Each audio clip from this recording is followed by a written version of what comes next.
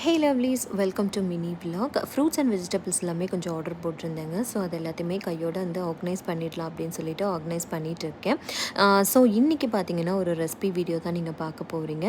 தேங்காய் பால் சாதம், அதுக்கப்புறம் மஷ்ரூம் ஃப்ரை.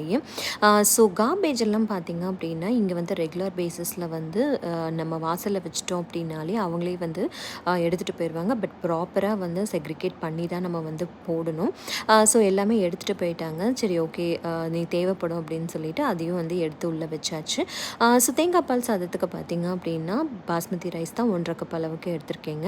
ஸோ அதுக்கு பார்த்திங்கன்னா நல்லா பெரிய வெங்காயமாக எடுத்து நம்ம வந்து நல்லா நீட்டமாக வந்து கட் பண்ணிக்கலாம். லைக் மூன் ஷேப் அப்படின்னு சொல்லுவோம் இல்லையா, அந்த மாதிரி வந்து கட் பண்ணிக்கலாம். அப்போ தான் வந்து நல்லா வதக்கி சாப்பிடும்போது புலாவில் வந்து நல்லாவே இருக்கும். ஸோ இதுக்கு பார்த்திங்க அப்படின்னா பச்சை மிளகாய் 2 இருக்கேன், கருவேப்பிலை. ஸோ இதோடு சேர்த்து நம்ம வெஜிடபிள்ஸ், கேரட், பீன்ஸ், பீஸ் இதெல்லாமே சேர்த்தா சூப்பராக இருக்குங்க.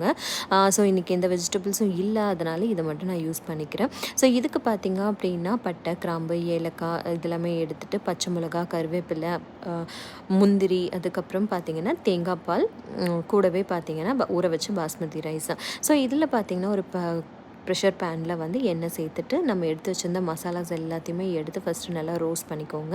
அதுக்கப்புறமா ரோஸ்ட் ஆனதுக்கப்புறமா நம்மளோட ஆனியனை வந்து சேர்த்துட்டு நல்லா வந்து ப்ரௌன் கலர் ஆகிற வரைக்கும் ஃப்ரை பண்ணிவிட்டு கொஞ்சோண்டு கறி மசாலா சேர்த்துக்கோங்க. டேஸ்ட்டு சூப்பராக இருக்கும். கறி மசாலா தேவைப்படாது, பட் ஆனால் இது என்னோடய டேஸ்ட்டில் நான் பண்ணுறேன். அதனால கறி மசாலா சேர்த்து பாருங்கள், கண்டிப்பாக டேஸ்ட் சூப்பராக இருக்கும். சேர்த்துட்டு உப்பு தேவையான அளவு சேர்த்துட்டு நம்ம தேங்காய் பால் வந்து ரைஸுக்கு எவ்வளவோ அந்த அளவுக்கு தேங்காய் பால் எடுத்து வச்சுருக்கோம். ஸோ அதை சேர்த்துட்டு நல்லா கொதி வந்ததுக்கப்புறமா அரிசியை சேர்த்துட்டு நம்ம வந்து ஒரு 10 நிமிஷம் சிம்மில் வச்சு எடுத்தோன்னா சூப்பராக தேங்காய் பால் சாதம் ரெடி ஆகிடும். மஷ்ரூம் ஃப்ரைக்கு பார்த்திங்க அப்படின்னா இங்கே ஆயில் ஊற்றி கடுகு, அதுக்கப்புறம் கருவேப்பிலை சேர்த்துட்டு மஷ்ரூம் வந்து ஃபஸ்ட்டு போட்டு கொஞ்சம் தண்ணியெல்லாம் பிரிகிற அளவுக்கு விட்டுட்டு அதுக்கப்புறமா வந்து நம்ம கறி மசாலா இல்லை சாம்பார் தூள் இந்த மாதிரி ஏதாவது உங்களுக்கு என்ன மசாலா பிடிக்குமோ அதை வந்து சேர்த்துட்டு தேவையான அளவு உப்பு சேர்த்துட்டு அது கெட்டியானதுக்கப்புறமா கடைசியாக வந்து கெச்சப் சேர்த்து பாருங்கள். அதுதான் வந்து டேஸ்ட்டே வந்து என்ஹான்ஸ் பண்ணும்.